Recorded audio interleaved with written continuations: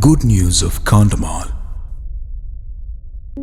Truly, truly I say to you, you'll weep and lament, but the world will rejoice. You'll be sorrowful, but your sorrow will turn into joy. This assurance of Jesus, as we read in the Gospel of St. John, chapter 16, verse 20, has been literally fulfilled in the Kandhamal jungles of Odisha state in eastern India.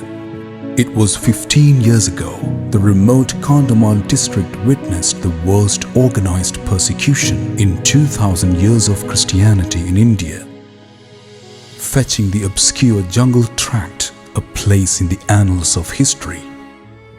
The idyllic jungles went up in flames following 2008 August Janmashtami night murder of 81-year-old Swami Lakshmanananda Saraswati.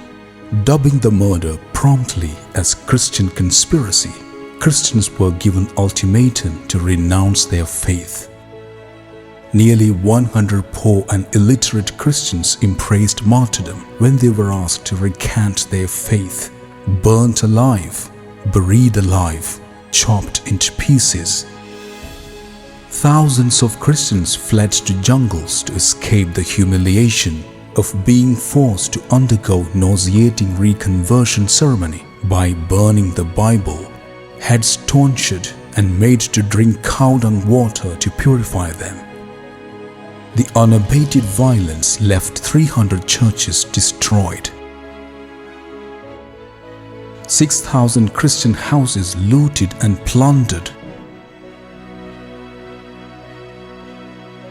rendering over 56,000 Christians homeless. As peace of graveyard reigned in Kandhamal, apprehension was rampant even in elite Christian circles if the poor Christians in the jungles could withstand the brutal persecution, as they could not return to their native villages even after years. On the 15th anniversary of this persecution, journalist Anto Akkara, who has accompanied and chronicled the amazing witness of Kandhamal Christians with 35 arduous trips to the remote region, with powerful investigative books and social media campaign for truth and justice, presents Good News of Kandhamal. What happened in Kandhamal in 2008 was indeed a catastrophe. But 15 years later, would you believe valiant Christians of Kandhamal have transformed this tragedy into a cause for Christians not to mourn but to rejoice?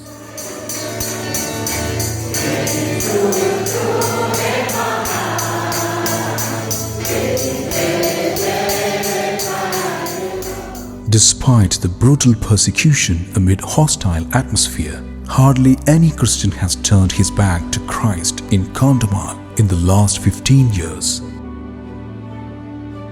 On the contrary, even those who brutalized Christians are now flocking to the churches they tried to banish from Kandhamal, including disciples of the slain Swami. Shining faith in Kandhamal. My initial book on Kandhamal's incredible witness, titled Shining Faith in Kandhamal, was released at the Mission Congress in Mumbai in September 2009 by Major Archbishop Cardinal Verki Vidayathil, the President of Catholic Bishops' Conference of India. You say they have strong faith, but I feel many of them will go back when they suffer like this. A church leader told me, "No, I can assure you they will not go back." I told the church leader, emphasizing that no one could assess the depth of Kandhamal's amazing witness without visiting the ground zero of the worst persecution in Indian history. The sight of shelters like these built of leaves in forlorn jungle paths of Badavanga reminded of life in primitive times. Christians sent out from refugee camps, unwilling to forsake their faith, had to undergo untold misery to uphold their faith. The failure of even Christian networks to rush prompt aid for the struggling Christians due to the hostile atmosphere in Kandhamal did not dampen the faith of the penniless Christians. In fact, They kept the flame of faith alive instead of turning despondent when abject poverty haunted them. I went to Kandhamal with the copies of Shining Faith to share with the valiant Christians. To protect the identity of the witnesses, I had shaded their faces and used anonymous names, but their response stunned me.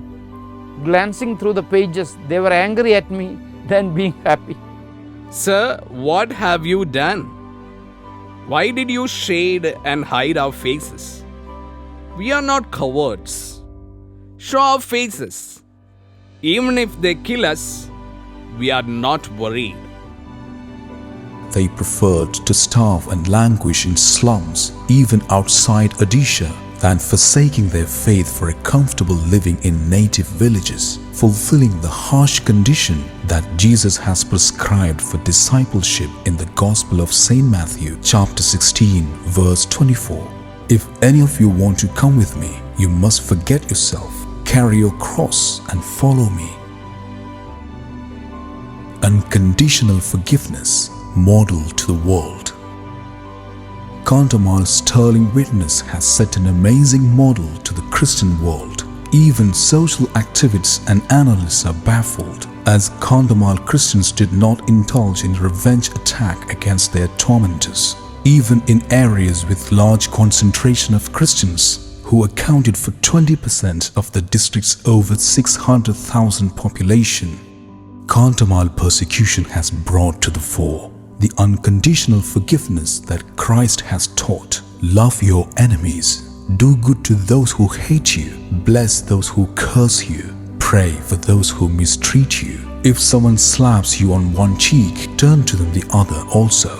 Luke chapter 6, verses 27 to 29. Would you believe that despite over 84,000 named in police complaints, no Christian leader had called for badla or revenge, nor Kandhamal witnessed revenge attack contrary to what is happening in the country.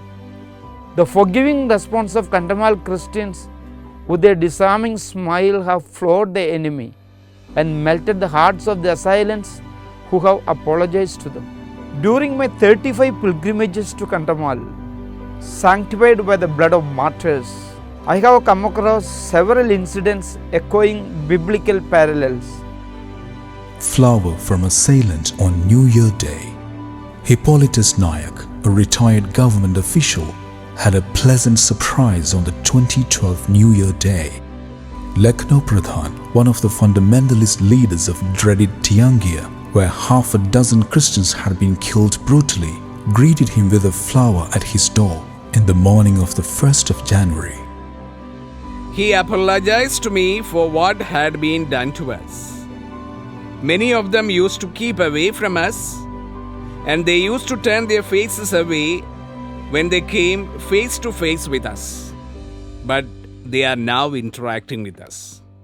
There is certainly regret among them for the atrocities they have committed against us, said Hippolytus, whose house too had been destroyed during the orchestrated anti-Christian violence. Tormentor turns Christian. We harass them and destroy their houses, but they have no hatred or anger against us, said Jonas Digal, one of the mobsters who had attacked Christian targets in the violence that rocked Barakama area. They are still suffering, but they have no complaints and they are living happily. There is certainly something special about how their faith enables them to overcome difficulties. This has brought me here, said Junos, vouching for it, squatting on the mat with his Bible kept open in front of him in the makeshift church. Pastor Prabodh Pradhan shared with me his pleasant experience in Raikola village. As in hundreds of other villages, this CNA church was destroyed and the Christians had fled for life to escape reconversion ritual. When he tried to reconstruct his house nearly 2 years later, local Hindus who had even part of the mob that had pulled down his house came forward and apologized to him. They even volunteered to help him in the reconstruction. They did not forsake Jesus Christ.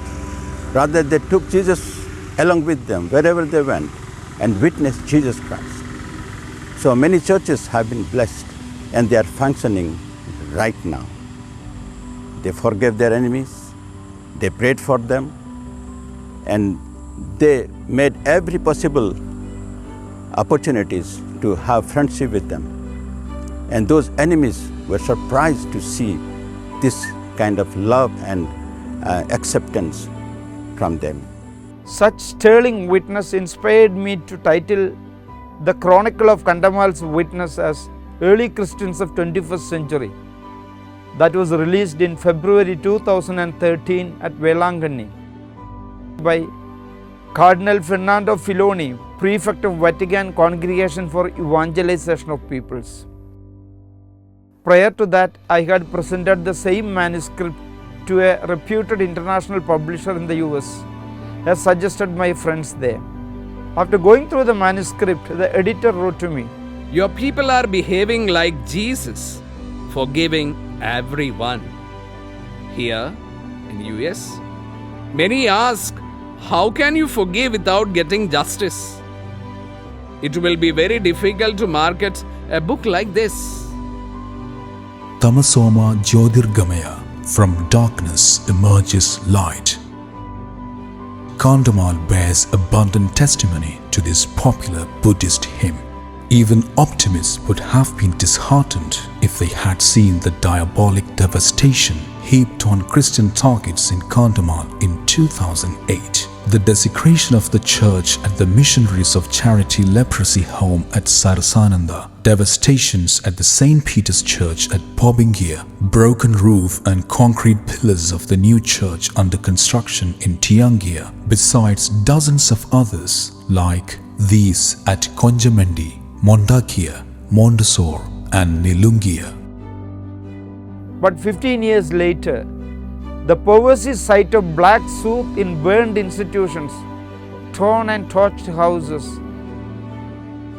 and damaged churches have given way to sparkling colors. Look at the amazing contrasting pictures and images heralding hope.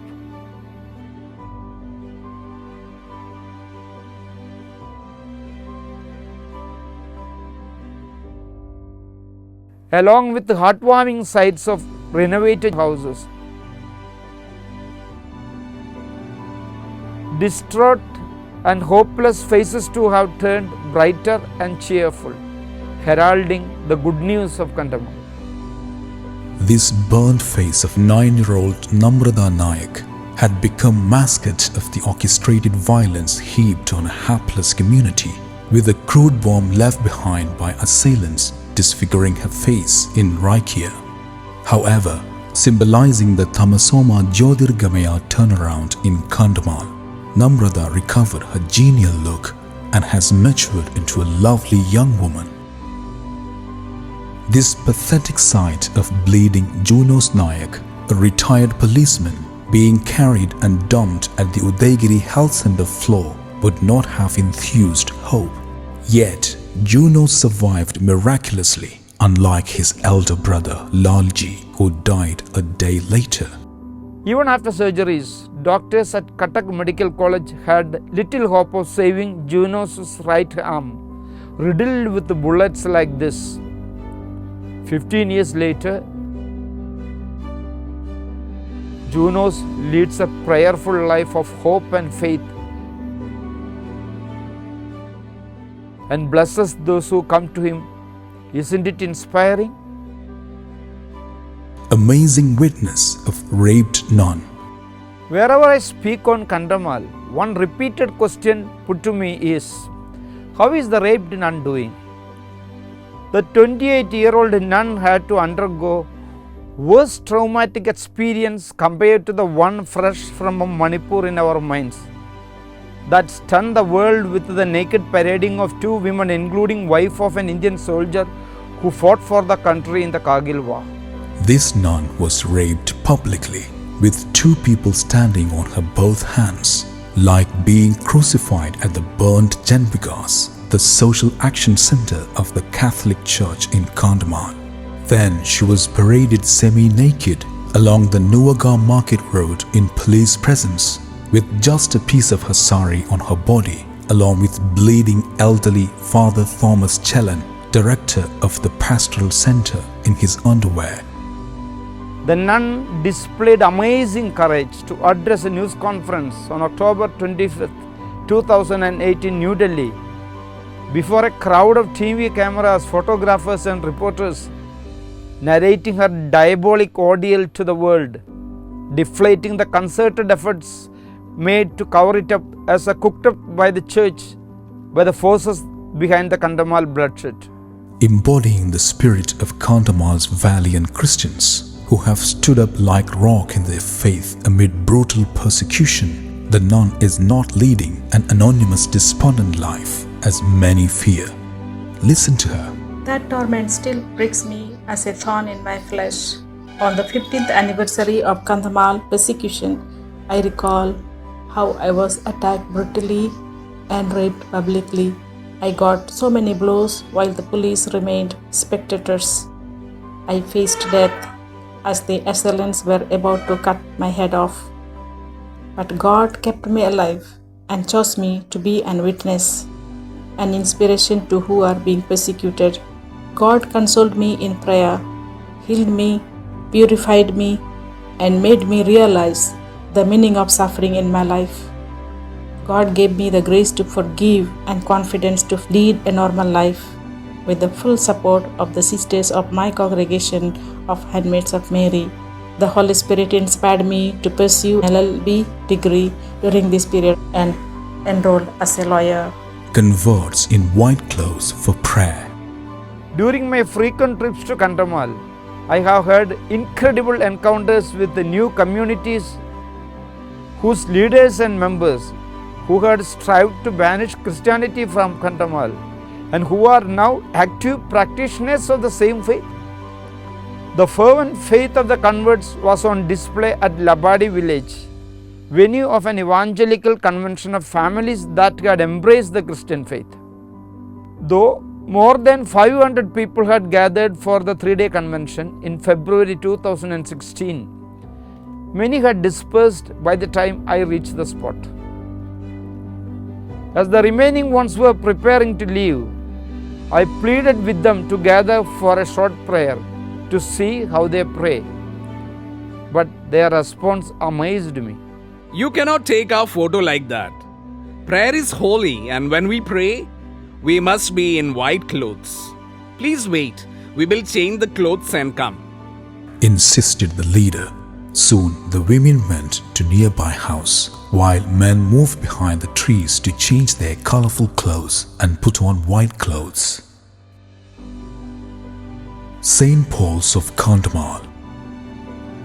A trusted lieutenant of Swami Lakshmanananda for decades, Neeladri Kanhar embraced the Christian faith in 2005 under the influence of Pastor Pavitra Mohana Kata, who himself had been a disciple of the Swami. Series of deaths in his family drew Pavitra to the Christian fold in 1999. Both Neeladri and Pastor Pavitra were lucky to survive an assault for embracing the Christian faith. But during the bloodshed unleashed by the mysterious murder of the Swami, Neeladri was almost killed by his former saffron colleagues, who even poured wooden resin into his eye. That scar was evident 5 months later when I met Neeladri first in January 2009. When I traced him months later, he was struggling to pay rent for his slum house in Fulbani town with his wife and children famished. But look at his family in June 2023, cheerful and relaxed. Indeed, through thick and thin, Neeladri, whom I have named St. Paul of Kandhamal for his outstanding witness, has remained an inspiration for many fresh entrants to the Christian faith over the years. Like Neeladri, Vijay Kumar Pradhan is also a former disciple of the slain Swami from late 1980s. In 1992, Bijay and his friend Trilochan Pradhan were assigned to shoot a prominent pastor at a Christian convention at Raikia. Though we had been trained in shooting and given a good gun, the trigger did not work when my friend tried to shoot the preacher. We went to the nearby jungle and tried it on the trees and it worked. We sensed something wrong, and this experience made us to gradually embrace Christianity. Recalled Bijay. Swami used to tell us to destroy churches and banish Christianity. Swami had come here with us and asked us to destroy the church and had laid foundation for a temple to be built here. But now, I am the manager of this church. We have over 200 Christians in this church. Several of those who had attacked the churches are now Christians and are spreading the message of the love of Christ. Standing in front of the new Christ Church at Pisarama, to which he had accompanied the Swami in 1990s.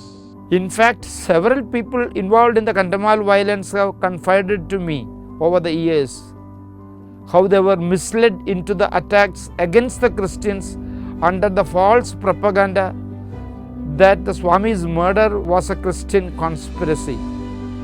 A Hindu lawyer even told me frankly, They have fooled us with this conspiracy theory. it was prominently flashed when my book, Who Killed Swami Lakshmanananda, was released in Bhubaneswar in September 2016. Amid hundreds of Hindus in Kandhamal acknowledging the true story, the Odia media rewrote the Christian conspiracy script. I chose to end the book with the famous quote from Mahatma Gandhi, the revered father of the nation. What's obtained by love is retained for all time. What's obtained by hatred proves a burden in reality, for it increases hatred. This Gandhian exhortation holds true beneath the dramatic turnaround in public perception in Kandhamal. Taking over the mantle from Archbishop Raphael Chinath, who had shepherded Kandhamal Catholics for 26 years, Archbishop John Barwa was on a pastoral visit to Kandhamal on the New Year Day of 2012. At the reception accorded to him at Padangi, the tattered kingdom Archbishop Barwa inherited was manifest in the broken roof of convent dispensary behind, as Christians garlanded him enthusiastically. 10 years later, look at the reception Archbishop Barwa received at the St. Paul's Church at Baliguda in May 2022. Colorful traditional dancers enthused by buoyant tribal drum beats welcomed Archbishop Barwa to the church.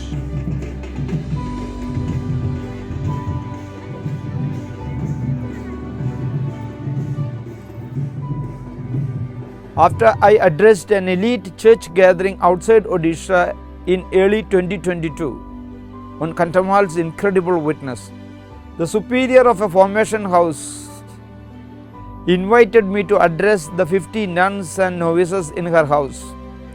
I was thrilled when I went there. Of the 29 novices at this national center, 28 were from Kandhamal.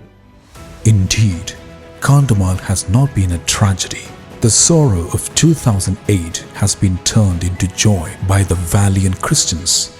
Children who underwent nightmares of fleeing for life to jungles, living in refugee camps and slums, have not turned despondent. Instead, dozens of youths are opting to become priests, pastors and nuns, irrespective of denominations.